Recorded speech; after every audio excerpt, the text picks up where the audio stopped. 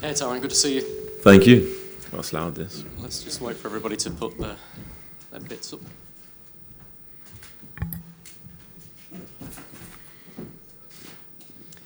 Tyrone, first and foremost, huge congratulations. When and how did you hear about this call-up?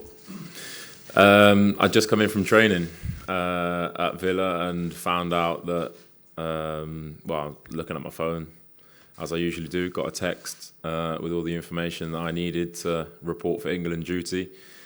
Few swear words in there, my reaction. So, amazing moment, one that I'll never forget. And it was probably apt that I could share it in the changing room with my teammates at the time. So, yeah, great feeling. Who was there with you? Do you remember what they said?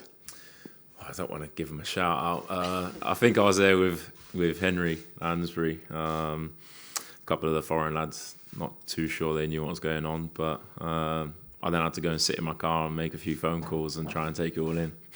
And the family's reaction? Very emotional. Parents, obviously the first people that I called. A really, really proud moment, I think, for them. They were probably a little bit more surprised than I would have liked. But obviously their emotions at the time were probably everything they've put into my journey and helping me to get to this point. They felt that it was a really special moment. So, you mentioned that journey. I mean, it's a heck of a challenge you've had in your football career, really. I mean, 8 years ago, working part-time as a mortgage advisor and playing non-league football, to get to where you are now, how tough was it back then? And did you ever think this sort of day would happen? No, not at all. I had other goals at the time. When I was a mortgage advisor and when I was playing non-league football, I had different goals. Playing for England seemed like a different world, where I just needed to get back into the professional game at that point. So I can't say that whilst I was sat on my desk cold calling or trying to help people remortgage, that playing for England was a real achievable goal. But as I've worked with some great coaches and been able to play for some great clubs, everything has kind of culminated together to get me to this point. So at different times I've had to reassess my goals, obviously going through injuries and stuff like that. But it makes it all the more sweeter being sat here right now. You were rejected, I think, by Southampton as well for being too small as a youth player coming through. Is that right? It is right, yeah. How tall are you now? I'm 6'5". Does that give you a wry smile? No, I wasn't big at the time, so I probably wasn't as physically developed as I needed to be to go into an under-18 kind of professional setup. So fully respectful of their decision. There were players probably better equipped to handle the level at that moment in time, and with the budget that they had at the time, I think they weren't doing too well in the first team, and they were probably fully justified in their decision at the time. I wanted to ask you as well about some tough times you had growing up, where I read that you and the family spent some time in a homeless shelter as well. And I know you've done a lot of charity work, shall we say, with disadvantaged people in society ever since. But do you think that's helped shape the person you are today, never mind the player you are today? Yeah, absolutely. I think in moments of difficulty, there's always positives you can take from them and lessons that you can learn from any experience that you go through. So everything that I experienced growing up, a lot of people would have gone through different backgrounds and kind of upbringings, but it's definitely given me a ability to empathise with other people, maybe outside of the game, or people that aren't as fortunate as me.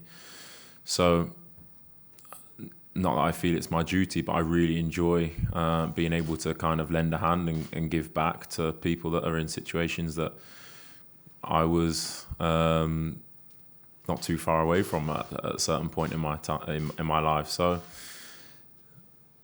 it's I think as footballers we are in the public eye, and we are role models to kids growing up. So I think we have to try and do all we can to help out and give back where we can. This England squad's done a lot of that. You look at some of the guys that have spoken out on racism. You look at Raheem Sterling and Danny Rose, who've spoken very openly about difficult times in their upbringing. It feels like there's a new openness, doesn't it? And you being a part of this England squad only adds to that.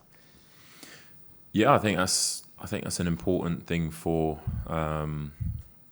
fans and everybody outside, or maybe not in direct contact with players, to be able to see that we are humans and we do have opinions. Sometimes people don't always agree with our opinions, but we do have opinions, and it's about speaking out at the right time, on the right topics, and kind of putting our message across in the right way. So I think everybody has their different opinions on different topics. Like you said, people have spoken out about racism, whether it be mental health or any topic that people feel strongly about. I think they should feel comfortable enough to kind of portray their personality. Let's talk about on the field. Gareth Southgate told us last week when he announced you in the squad that he'd watched you in the Championship and was very impressed, and you'd more than taken that on in the Premier League. And we were looking at the Opta stats, and you're leading the way in terms of blocks, clearances and heading clearers, more than anybody else in this division for this season so far. Do you take a pride when you hear the England manager talking to you about that, and when you see those stats? I do, yeah. I would have liked a few more clean sheets to be a bit higher on those stats, but obviously that's my job as a defender, to clear the ball, head the ball, block it. So I certainly take pride when I see myself on those lists in the Premier League, because that's ultimately where you want to test yourself. I don't know whether it represents that we've been under quite a lot of pressure. I've had to make that amount of clearances, but Bjorn next to me in the defence has been just as important. So I think we're building something really special down there. It just takes a little bit of time to gel. And I've also felt comfortable enough at Aston Villa to be able to make the transition from Championship to Premier League with all the help that I've had down there. It would be remiss of me not to ask you briefly about Lansbury's disallowed goal as one of the most controversial refereeing decisions and VAR issues that we've had in the Premier League so far. While we're on the subject of Villa, what's your view on all of that? Well, I'm not actually that against VAR, so I think it's probably important to point out that in the end, I don't think it was a VAR decision. It was just a poor refereeing decision. And those things happen, unfortunately. I don't hold a grudge against it. We obviously were very disappointed at the time. But throughout the course of the season, sometimes these things even themselves out. So it was a poor decision. Everybody has spotted that. It certainly wasn't a dive. There was certainly enough contact there to make it not a dive. But yeah, it was very unfortunate. The lads were obviously felt very aggrieved after the game. It's just something we have to take on the chin and move on from. We've talked a lot about this England team being very close-knit. Have you noticed that since you've come in? How have you settled in? How have you been made to feel welcome? I have, yeah. And I've been in a few different dressing rooms. I've been the new person in a few different dressing rooms before, and this is just as easy to settle into. They're a really good, welcoming bunch. The average age is quite low, so that probably helps. There's a few different players that I know from playing against or playing with. And, obviously Callum, Tom Heaton, I've played with. So it has been really, really easy to settle in. The manager and the coaching staff have made me feel really welcome and a part of the squad. Even before I got here, with his comments about my performances and why I was called up, it made it very easy for me to settle in, yeah. How would it feel if you were asked to make your debut against Bulgaria at Wembley on Saturday? I don't know. Have you dared to think about it? No, of course I think about it. I've thought about it ever since I got called up, making my first cap. But again, I've had different challenges to worry about between being called up and worrying about the game. First of all was trying to impress in training and trying to get my boots on and feel comfortable on the training sessions, which I have done and I've really enjoyed them. So, of course, I think about making my debut, but if and when that day comes, I'll worry about that then. And finally from me, of course, you're going to be back at Wembley either way, where 3.5 months ago you got some pretty special memories. Will that all come flooding back to you when you walk out onto the pitch? Probably, yeah. It's definitely up there, one of the best days of my life. And it was a special achievement, one that I've watched that game many a times over the years, the Championship playoff final, and I've always wanted to be a part of it. So the fact that I was able to go there and win was very special for me and for the club. And obviously we were able to reap all the rewards that came with it, playing in the Premier League and being able to sign for Aston Villa full time. So, yeah, I'm sure those memories will come flooding back, yeah. Tyrone, Ian Dennis from the BBC. Have you, indeed you might be going to St Mary's as an England international, but have you thought about the possibility that you could make your debut there, and how or what would you feel as you walk in with the England team, bearing in mind you were turned away as such a young boy? Yeah, I've thought about it. There's not much I haven't thought about in terms of what could and couldn't happen, but like I said before, I don't hold any grudges over Southampton. I don't hold any grudges over the decisions that they made, because if I'm completely honest, they were probably justified at the time. I wasn't quite big enough and I wasn't quite physically developed enough to maybe cope with the different demands of the game. So I don't know. It would be a fitting story if I made my debut at St Mary's. It maybe would have come full circle, but I don't think it would feel any more or less special doing it at St Mary's than it would anywhere else. During your time at Millfield School, how did that shape you as an individual? I couldn't speak highly enough of my time at Millfield, really. It was a really important time of my physical development and perhaps mental development, to step away from the professional game or the academy setup and kind of be able to develop away from perhaps the scrutiny of trying to get into an under-18s team or impress a first-team manager. It was a time of my footballing development where I could wait for my body to mature and maybe develop. And the facilities that they have down there are obviously excellent. So it was a really important time for me to step away and kind of regather my thoughts after being released and kind of decide what I wanted to do when I came away from there. But the footballing that I had down there and kind of the experience that I took from it was a positive one. And during the challenges you've faced, what's the best bit of advice you've ever been given? Good question. What's the best bit of advice I'd ever been given? Probably just keeping the end goal as your main goal. There are a lot of difficult and dark times throughout, just talking through my professional career. Times where maybe there wasn't an obvious way or an obvious path to success. But keeping the end goal, which was always it was getting back on the pitch whilst I was injured, or getting back on the pitch when I wasn't playing at Bournemouth, knowing what I wanted and kind of doing everything I could to go and pursue that dream or that goal was probably the most powerful thing that I could take with me on my journey. And finally from me, Gareth was praising your leadership qualities last week. What for you makes a good leader? I don't know. Obviously, everybody has different ideas of leadership. Some lead with their voice and some lead with their actions. I think, talking about Aston Villa, Jack's probably a great example of a player that leads with his actions. He's never scared to get on the ball and kind of get a grip of the game.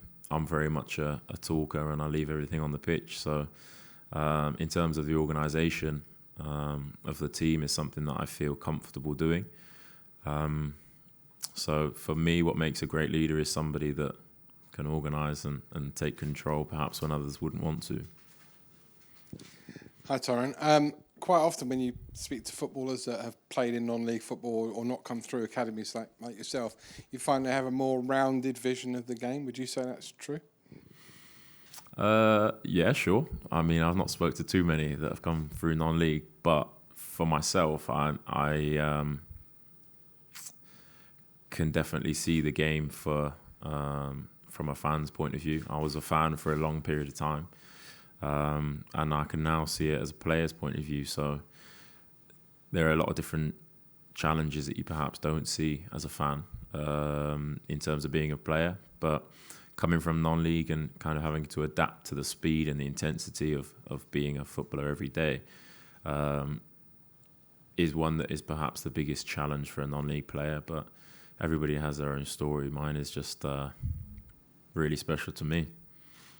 You're still beaming, so you can tell what it means to you to be called up. Having never been called up at any level before by England, how did you think you might have missed the boat, or did you always believe that you would have this day whereby you get a phone call from the England manager to come and play for your country? I didn't think I'd missed the boat. No, I just felt like I needed exposure or game time just to kind of get into a rhythm and show what I could do. I've not been in this situation before, so to be finally called up is obviously a very proud moment and a very proud moment for my family. But no, there was never a time when I thought I'd missed the boat. That the boat was going though.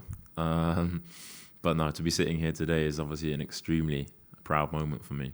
I presume you've been inundated by your family for tickets for Saturday. No, quite a lot of them can't actually make it. Really? Where are they? They got prior arrangements. They're not cancelling them? I know, it's incredible, isn't it? No, my family will be there. My family will be there for sure. And finally, just, I know you said it already a little bit before on this, but the last time you were at Wembley was, when I spoke to you, was after the playoff final. You become a Premier League footballer. Would it be more special to walk out? Obviously, it would be, with the 3 lions on your shirt on Saturday. Absolutely. I mean, I'm living the dream at the moment. So to walk out in any capacity as an England player at Wembley is something that I've always dreamed of. So, yeah, it'll definitely be a special moment for sure. Well, Tyrone, I mean, first of all, we know that social media definitely likes to get carried away, but you know you're doing something good when I've seen the Villa faithful online describe you as Villa's Virgil van Dijk. And just hearing your remarkable story, just how does that comparison, you know, make you feel? And has there been any player such as him that, you know, you currently admire that you tried to shape your game after? Yeah, him for sure. Fair. I think he's perhaps one of the most complete centre-backs in world football right now. So I try to watch as many clips as different centre-backs as possible and take different inspirations from different places and different people. So, yeah, he's definitely one person that I would love to emulate on the pitch. And how does that comparison make you feel now? I mean, to be mentioned in the same sentence or breath as him is an extremely positive thing. I wouldn't make those comparisons just yet. I've got a long way to go for that, but it's nice. The Villa fans are brilliant, so those comparisons are fine with me. So last question there, up, and then we'll move on to the embargo. Hi, Tyrone. Hello. We'll be speaking to Mason Mount shortly. Is it right it's kind of your dad's job nowadays to try and find the next Mason Mount for I knew he'd get a mention. It is, yeah. He's a scout for Chelsea, and I'm sure he'll be watching this. Pleased that he got a mention. So thanks for that.